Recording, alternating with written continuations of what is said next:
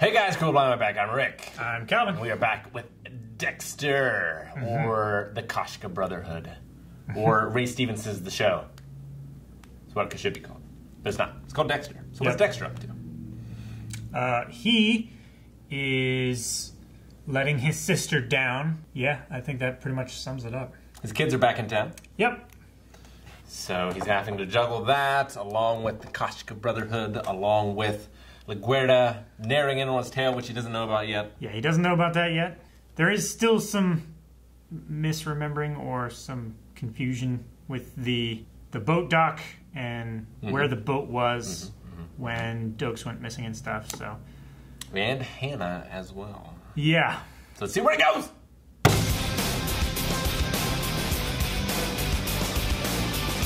It's a sad day. It's a sad day. Damn it. I mean, I knew at best he was just like getting away. We'd never see him again. Yeah. Anyway, but God, spared a lifetime of pain, I guess. I guess. Running and hiding.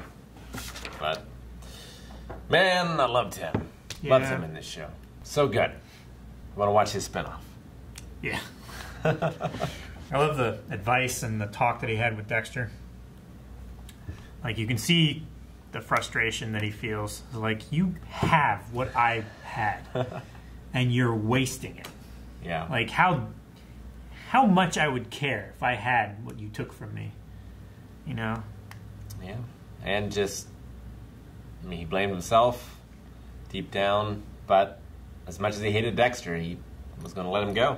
Yeah. Which Dexter is not capable of. No. From what we've seen. No, he's not. No matter the danger to those he loves. Dexter will pretty much do whatever he has to do and say whatever he has to say to make things go his way. Yep. So, who's the real villain? Hannah didn't seem too enthused by Dexter's show of emotion at the end there. No, he didn't. She. No. I was thinking about it. Yeah.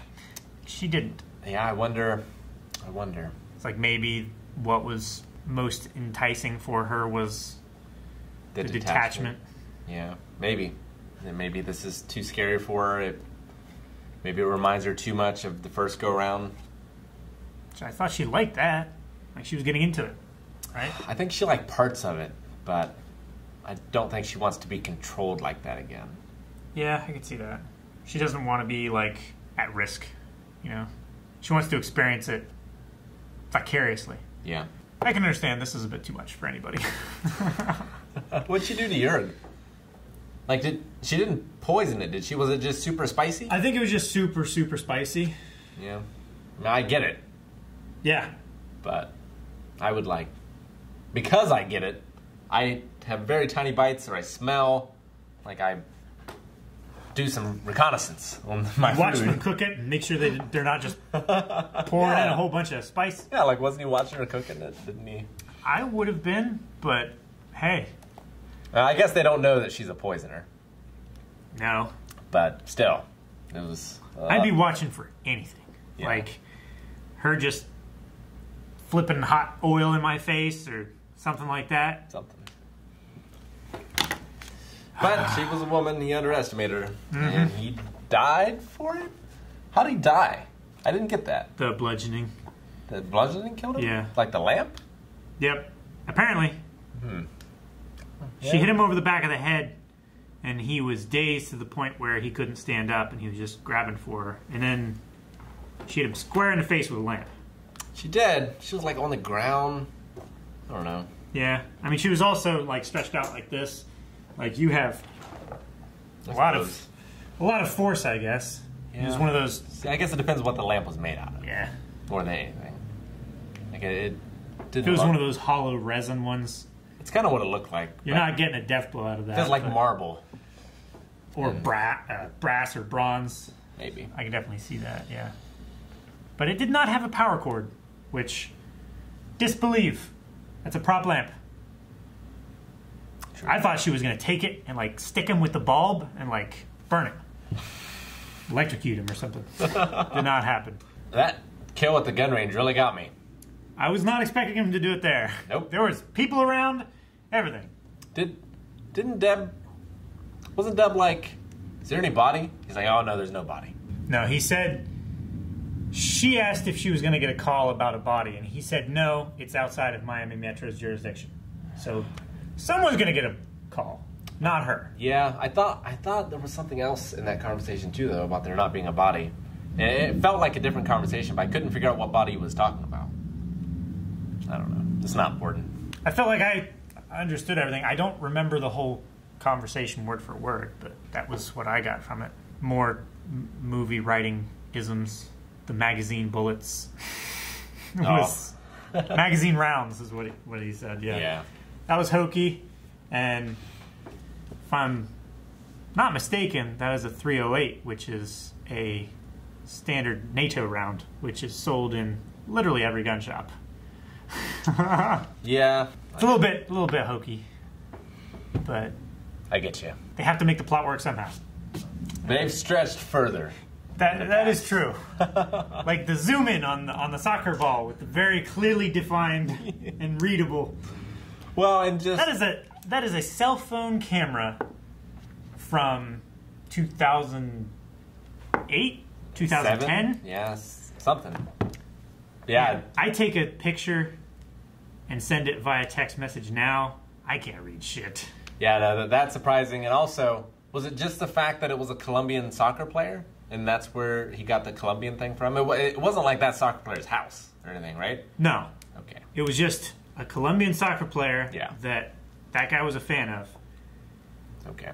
And he made a very large leap in logic. I feel like you can be a fan of, like, Colombian soccer players but not be from Colombia. Yeah. Probably. I'm a huge fan of several sumo wrestlers. And there aren't. You are definitely not from Japan. No, there are no American sumo wrestlers in the Grand Sumo tournament. Yeah, so, a bit of a leap, but it does make sense that that's where they would go. Yeah, sure. So at least that is logical. If the way he got there, maybe not quite so much. But yeah, Batista has health violations coming down. Yep, mentioned a couple times this episode, so maybe not as carefree business venture as he believed it to be at first. I was just surprised he was back. Like, I thought he was retiring and buying it. Like, I didn't understand why he was back. He didn't retire or resign yet, right? That was his plan. Yeah. I thought. I think he's just saying, I have a plan for after I quit. I'm not going to go past my 20 years. Maybe. Like Matthews, he went higher up. He went political. Yeah. And he was working on his 40 years. Like Batista, he's going to be done at 20. So. And Matthews is working with LaGuardia to get reinstated and help track down the Bay Harbor Butcher. Yep. He knows some backstory on Dexter. He does. He's one of the very few. He's one of the very few who... And he seems to know something more about Harry, too. Like from way long ago when he was having a conversation about how Harry died. Yeah. Like he seemed to know something more than what he was letting on. Yeah, I feel like there might be some dirty he told stuff Dexter from back that Harry in the day. killed himself, right? Yeah. But it felt like there was something more to that.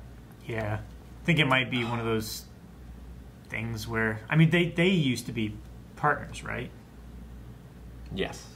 And then Harry died and Matthews rose. Yeah. So I wonder if it's something where... I mean, we obviously see Matthews is not above being a little bit dirty. Yeah. I wonder if it's a thing where back in the day, like Harry took the fall. Maybe. Similar to, well, no, I guess not similar as far as taking a fall, but like Dokes chose to let LaGuardia be the hero in that one thing, and she got the promotion, right. And he stayed as a sergeant. Mm-hmm. I wonder if it's something like that. Maybe Harry didn't agree with what was going on, and Matthews had him quiet. Maybe. I don't know. But I didn't like it so much when Brian came and replaced Harry, but I wouldn't mind Isaac coming and replacing Harry every now and then. Oh my gosh, I didn't even think about it until you said that. I want that so much now. That'd be amazing. I don't think it's going to happen. Gosh, no. That would be tremendous. I hope, like... That would genuinely be tremendous. Like, now I'm just picturing Dexter dying like Terminator in T2, like the T-1000. Like as he's dying, like all of his other like Phantom people are coming to the surface, and we get to see Isaac again. Oh, I want it so bad now, Rick. That'd be great. And Deb saved Hannah, even though she had asked Dexter to kill her. Yep. When the time came, she couldn't bring herself to do it. Nope. So I like what she said about it. Like, you might be okay with being responsible for someone's death. I'm not. That's not me. I liked it when she said, I think it's time I do things for myself. Yeah. So, because it felt like in the early seasons she was doing things because of her dad, and then in the last couple of seasons been because of Dexter. Yeah, especially this season, she's been going against her principles a lot to protect Dexter. I think she's going to take a step back from that, maybe. Yep. It's good. I really like Deb's character. Yeah. And I mean, I like Dexter's character, too.